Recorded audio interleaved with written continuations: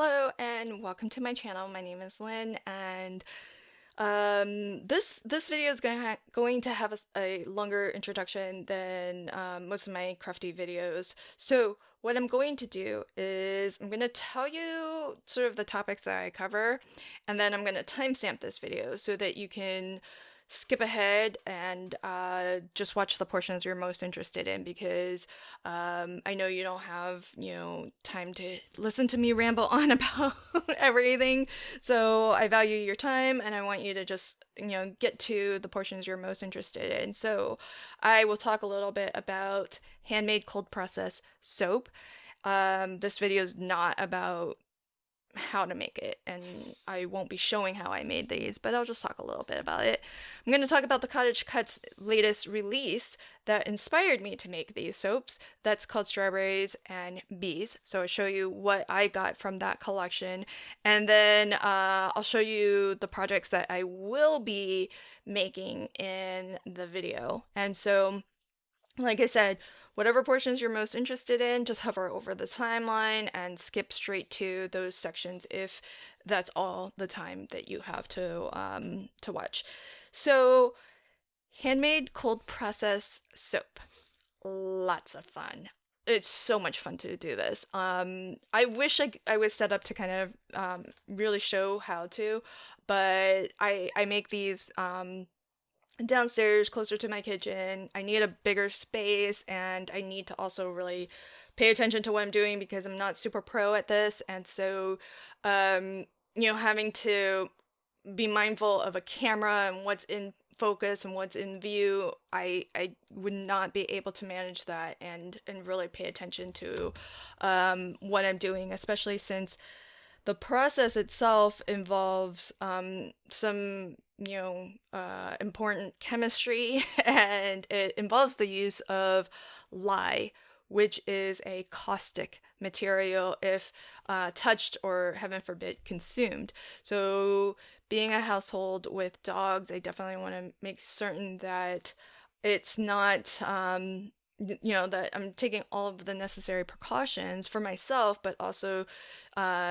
to not be distracted and not have any accidents or spills. And so what happens in that chemical process is lye reacts, or a lye solution that's mixed with water, sometimes other liquids, reacts to oils and makes soap. That's it. So you can make soap with as few as 3 ingredients: 1 oil, lye, and water. And then, given enough time, those 3 things will give you a bar of soap that is going to have cleaning properties, and it's really simple, but it can also be really complex, and that's where the fun is, because you can, when you make your own soaps, choose all of the ingredients that you want to put in that, and that includes the types of oils you want to use and the ratio of those oils. So you could take a soap recipe that has maybe 3 different oils, change up the proportion of those 3 oils, and get a different feeling bar of soap. Literally a different feeling in terms of how hard it is when you just hold it, when you kind of suds it up, how much foam is created, how creamy or silky it feels to the skin, and how moisturizing that bar of soap will ultimately be.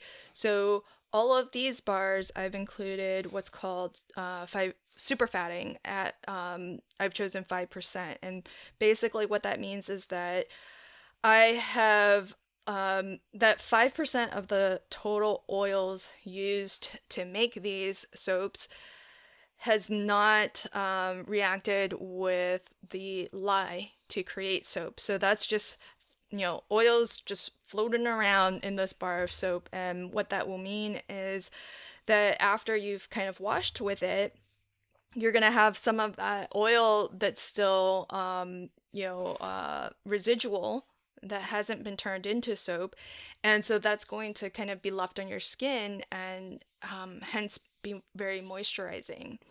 So that's why it's so fun. And then not only that's just the base, that's just the start of making your own soaps is the choice of oils and the combination of ratio that you use in your recipe. Then the next thing is additives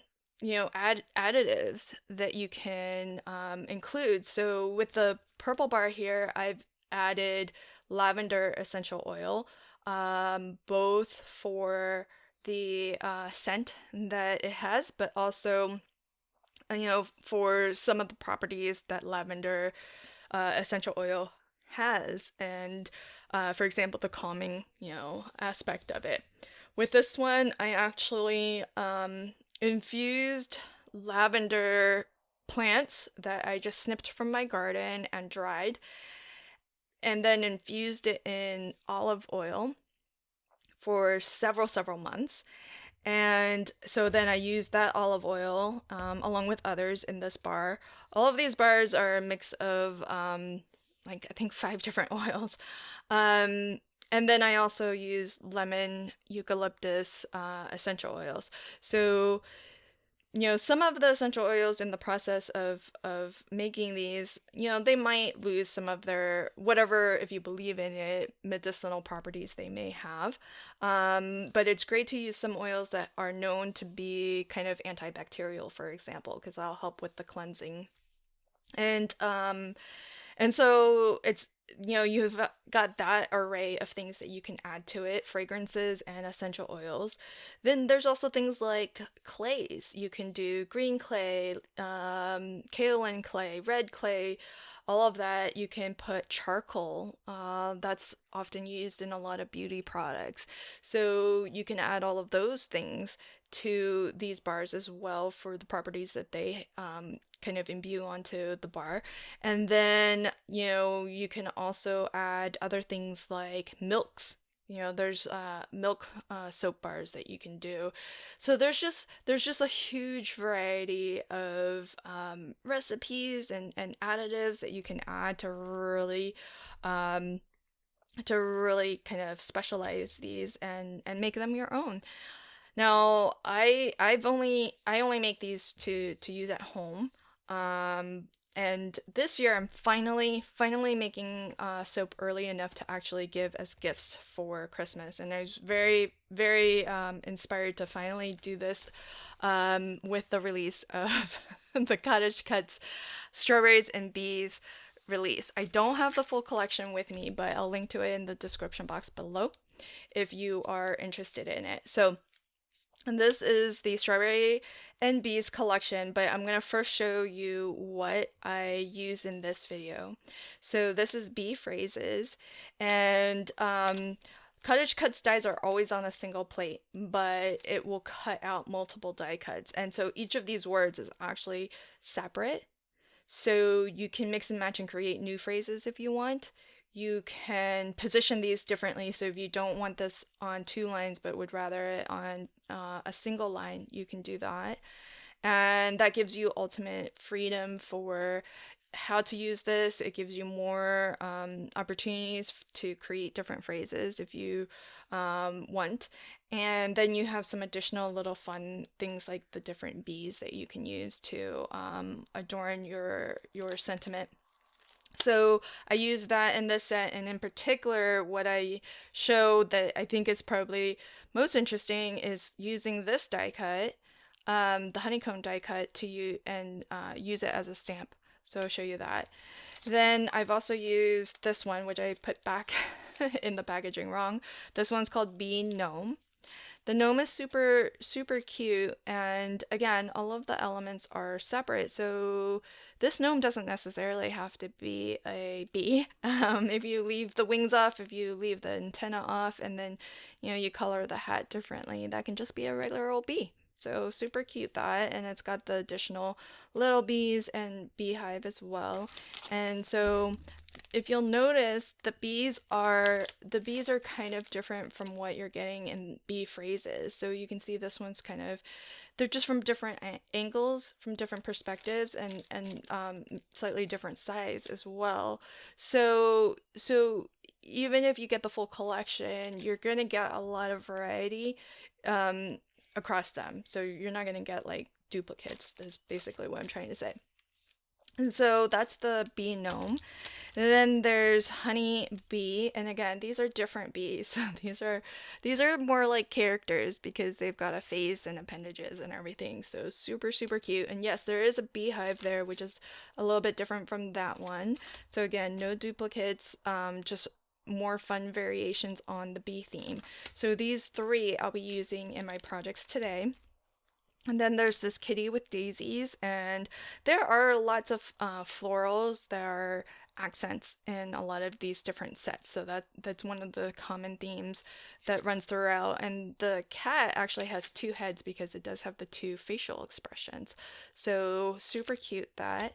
Now we're getting into the strawberry portion of the Strawberry and Bees collection. So here's Strawberry Girl Gnome and Strawberry Boy Gnome, which are the same scale as the bee gnome. And so I'm taking that to mean that all of the different elements can be mixed and matched across the three. So I think that's going to be really fun. And, that way you can kind of extend the use of all of them and just, change things up a little bit and get different looks out of them. And then we've got Strawberry Girl, so she's got her little bonnet and a little puppy. She can be holding different items, so that's super adorable. This is something that I definitely don't have in my craft room, which I love and cannot wait to craft with, but this is a strawberry cottage, and I think this is going to be a really nice size. You can see it right there, but the nice thing about all CottageCutz dies is if you look at the packaging, you'll be able to actually see how big or small this is because they tell you the approximate assembled size of the main item. So here this is 3.7 inches by 3.8 inches, so that's a really nice substantial strawberry cottage there. And then similar to bee phrases, we have berry phrases, and by having both, it's really really nice because then there's just more mix and match opportunity. And even though both sets do have a couple of words that repeat, so for example, sweet and sweet, you get happy and happy, they're different fonts. And so that's one thing that I really love is mixing and matching font types. So especially where you've got sort of your serif, sans serifs, kind of your more standard fonts, but then you've got your more decorative, brush lettering kind of fonts that have more flourishes, especially like this bee, and you can even see there's a little heart that's swirled into there. So I love being able to mix and match like that, and then now you can have even more options between the two. And the berry phrases in particular has a lot of these really kind of brush lettering font with sweet, berry, so that's really really nice option for you to kind of build up your sentiment. So that's the what I have from the CottageCutz Strawberries and Bees collection. And what I'll be making in this video are two things. So I've made this little wrap to kind of package my soap with, and in fact this is wax paper, which I did stamp. It's kind of hard to see it. I don't think you can really pick it up, but this is wax paper, and I stamped with white pigment ink that honeycomb dye that I converted into a stamp, and then I just decorated it with some more bees on the top here. Then I also in this video will make this card, and this one you can see a lot better that hex kind of honeycomb stamping. Just a really subtle background stamping, and it's really fun to kind of look at all of your dies and see which ones might convert into stamps, and it just gives you another way to use your dies and gives them some different purpose, some different life, and more versatility. So here you can see I've used created my own phrase. So instead of be happy and instead of sweet as can be, I made happy as can be. And instead of dripping the honey off of one of these kind of honeycomb sticks, I've dripped that honey off of the letters on the word bee, and it's perfectly kind of curved and shaped to fit that. So love how that's been designed. And so these two projects are what you will see me make in this video. So without further ado, let's start crafting. I'm gonna start off by die cutting that honeycomb that I mentioned earlier out of just some fun foam. I happen to actually have foam that has adhesive on one side, so if you're using a foam like that, you want to actually put the cutting blade so that it's touching the adhesive bag. I don't actually peel off the paper liner and stick it to my acrylic block because the adhesive is actually rather strong. So I just use some repositionable tape to tape it to my block, and then you can stamp with it. And I actually like to leave, so you could remove the foam that's sort of inside the hexagonal shape, but I actually like leaving it there so that I get a more solid stamp impression. And I did initially try to use Versamark ink, but because this is wax paper and it's got that wax lining, it's not actually penetrating through. So that's why I switched it over to some white pigment ink. And as I was getting a little bit more kind of accustomed to how my DIY stamps and the impressions that I can make and how firmly I can push down, I started to get more and more like opaque white, which has the effect of just that little variation in design. So really, really fun. And of course, if you wanted, you could maybe stamp onto tissue paper. And in that case, your Versamark ink, your watermark ink would probably work really well on tissue paper because it will penetrate through and it'll just have the effect of darkening the whatever color the tissue paper is. And so that's a really nice way to get a nice subtle pattern. And you can look at various die cut elements on any of these die plates and see which ones might make for interesting stamps. Like for example, on this one, there's a nice heart shape, and in fact you can actually get two hearts because the honeycomb actually, or the beehive actually, has a little heart door opening kind of, and so that can be a smaller size heart. So it's a nice way to just look at your dies in a different way and use them a little bit differently to extend their use and get different unique looks out of the dies. So the way that I like to use CottageCutz dies is I do like to just do partial die cutting and die cut out of solid color cardstock. And so I find that's a great way to kind of use up all of my little scraps because, a lot of these individual elements don't really take up much cardstock at all. So what I did just then was I just punched some plain white circles that I lined with double-sided adhesive. Those are going to be kind of sort of like a sticker seal. And I thought that I might dress that up a little bit, but in the end, I didn't actually dress it up at all. So I didn't really need to do that, but it's just a way to kind of seal the wax paper because I'll be wrapping my handmade soap bars with the wax paper. And the reason why I'm using wax paper instead of tissue paper is I just don't want it to, if it accidentally gets wet or moist or anything, I just don't want it to kind of stick to my soap. So these little honeybees are so darling and very, very easy to assemble. Even though they do have different die cuts where you can place them over the eyes, the die does sort of deboss where the eyes are. And so I just colored it in with my black gel pen because that gives it a nice glossy shine anyway. So I find that just also is a preferred look for eyes.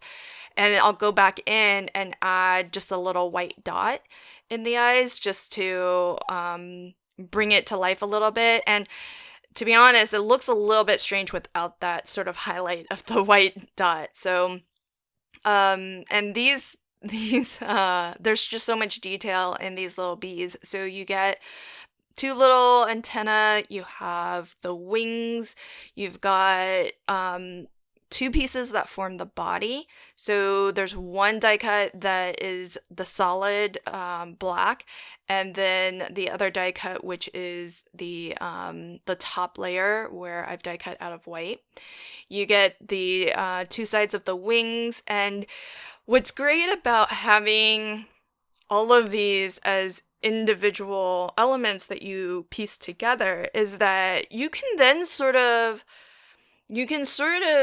change the expression, the look of these bees by just in how you assemble them. So I like to kind of tilt the head a little and give it that sort of look. It's got different little arms here, so you can position the arms differently and have it kind of holding things or just motioning in different ways. And so that's just another way of giving your characters some personality and you know, a little bit of kind of energy or emotion so that they don't feel so stiff. And so I like that you have that versatility. And the same with the antenna too. You can actually kind of see, like, if you position the antenna, you can make them go a little bit more upright, a little bit wonky, a little bit more droopy. There's a lot of sort of expression that you can sort of connote just by how you arrange these different parts. And I think my white gel pen might have been just a little too thick, because now it looks a little bit weird in a different way. The eyes. So I do actually end up drawing over that with my black gel pen again, and then making a smaller white highlight dot, and then it looks a lot more natural to my eyes. Okay, so then I'm gonna wrap my my wax my bar of soap here, and there's this where I used the sticker, and I'm just gonna do a simple wrap like I would wrap a present, for example. I'm gonna use a little glue dot to glue these ends in, and then once that's nice and enclosed, again, this is so that the soap is nice and protected, because this is wax paper, and then I can put my decorative sort of piece here. I can wrap this around that and then dress it up. Now, I ended up actually making this a little bit too loose. So the second time I made, because I have a lot of these soap bars, I'm planning on giving them away as gifts for the holidays.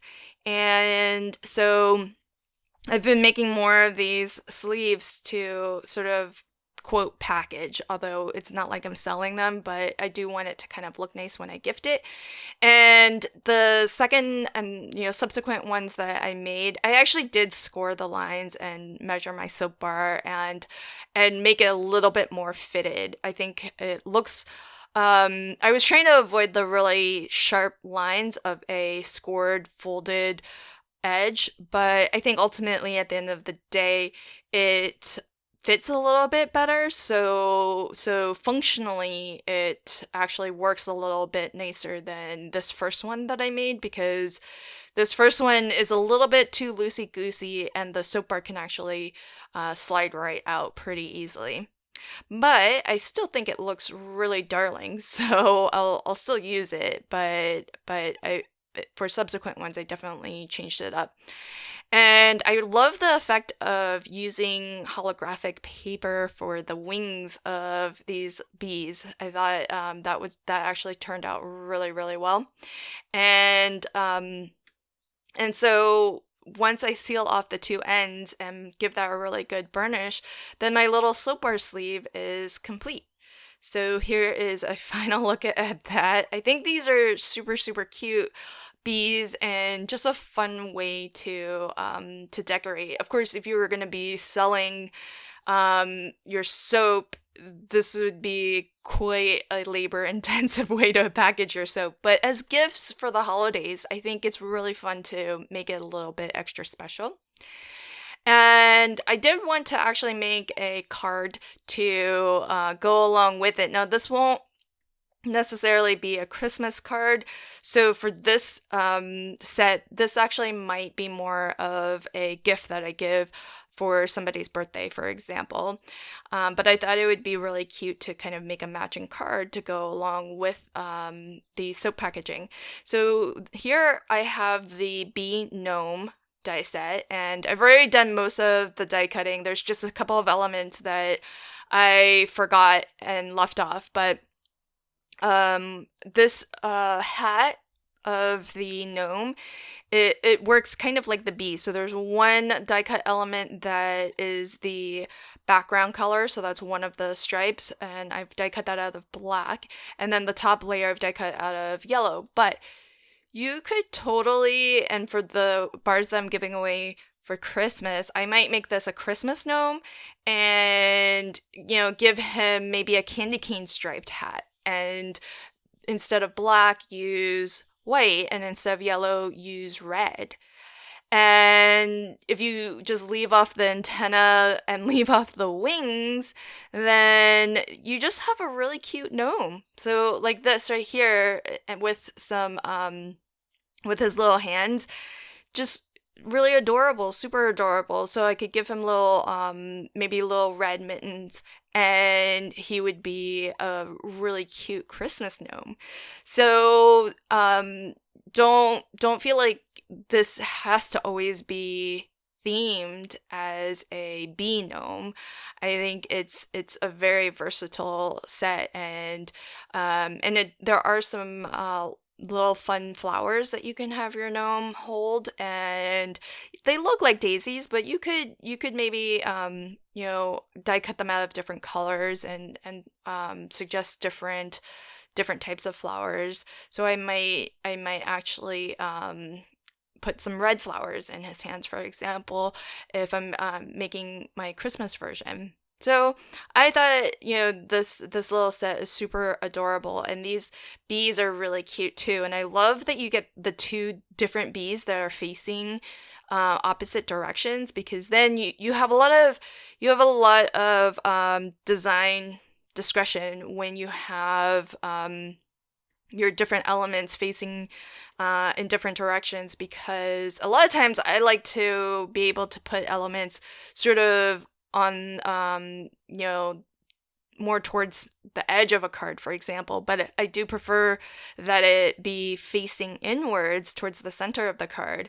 And by having two bees that face opposite direction, you could put a bee, if it worked out for your design, on the left hand side or the right hand side. You have both options, and you can always have a bee that is facing the center of your card. So I like that and really all of the die sets are really well thought out in that way, because you get multiple bees in a lot of these sets, and they're just facing in different directions, and that gives you, as a card designer, just a lot of flexibility for how you want to build up your scene and where you want to place them. So super cute. I'm using a little bit of 3D Collage glue gel to give some dimension to the objects that my bee is or my gnome is holding. So not only does it help with that, but it also helps me kind of get it in the right position, because it's sort of one of those things where I like to be able to nudge it here and there, and so it's nice to use that 3D glue gel, because it does take a while to actually set. So again, I'm going to do some stamping with my DIY stamp here. So I did, in that same set, there's a couple of single hexagons, and so I've stamped or die cut that out of foam too, just so that I can have a little bit more variation as I stamp out this pattern. And you can see how dark that looks right now, but when I was previewing it, this is a dye ink and it will eventually kind of fade back a little bit. And so it's really nice to it's a really nice way to kind of give a subtle pattern. You could have also used a Versamark ink. Usually though, I find that when I'm using a watermark ink, it's a little bit more effective on a darker cardstock. And so that's why I decided to pull out just another yellow ink, dye ink in this case. And I thought that that worked out really, really nicely. It matched really well the darker shade of solid color cardstock that I have as an additional matte layer. And so I've pulled out my Make Art Station so that I can sort of play around with the composition of my card. So I've got a lot of different elements here. I've got the two different types of beehives. I've got some different bees. I have my sentiment, which will read happy as can be. As I mentioned earlier, because those are individual words, you can really kind of mix and match to build up your sentiment and create different phrases. So I've I think kind of locked in on this composition for my card. Because I'm using so much of the same colors, there's a lot of tone on tone, I decided to die cut that beehive from black just to give it a bit of a shadow. That way you can actually see it off of the background. But I just really love this entire collection, but the bees are just so darling, really, really cute to craft with. I didn't even use the bees from the bee phrases set. Those bees are pretty cute too. So I know I'm going to be digging into this set over and over again because they are just so darling, so cute. And one little thing that I like to do when I'm placing my words, especially when I have individual letters like the as can, I like to use my T-square ruler and just try to line it up against that because I have a terrible time judging a straight line. I'm really, really bad at it. And you can actually even see here, I've got that A a little bit crooked too. But it's not going to be as nearly crooked as if I were to just eyeball this. And so, it helps me tremendously to use the T-square ruler and get that a little bit more straight than I would be able to normally. And I'm gonna just use a little bit of my low profile foam on my gnome here just to give that gnome a little bit of added dimension. My foam is just 1 millimeter thick, so I use it quite a lot because it's just enough thickness to give you that extra dimension and a little bit of that shadow when you look at it at different angles. But since it's not a shaker or anything, it doesn't need to be super thick, so that 1 millimeter is just perfect. But on the little bees, I used my 3D Collal glue because they are small and I didn't want to have to cut little bits of foam to put behind them. So the glue gel is perfect for things like that. So those are my projects for today. I hope that you enjoyed this video, and if you did, please consider liking, commenting, and sharing. And if you want to catch future videos as I post them, consider subscribing to my channel and ringing the notification bell. Thanks so much. Until next time, happy crafting and have a fantastic day. Bye.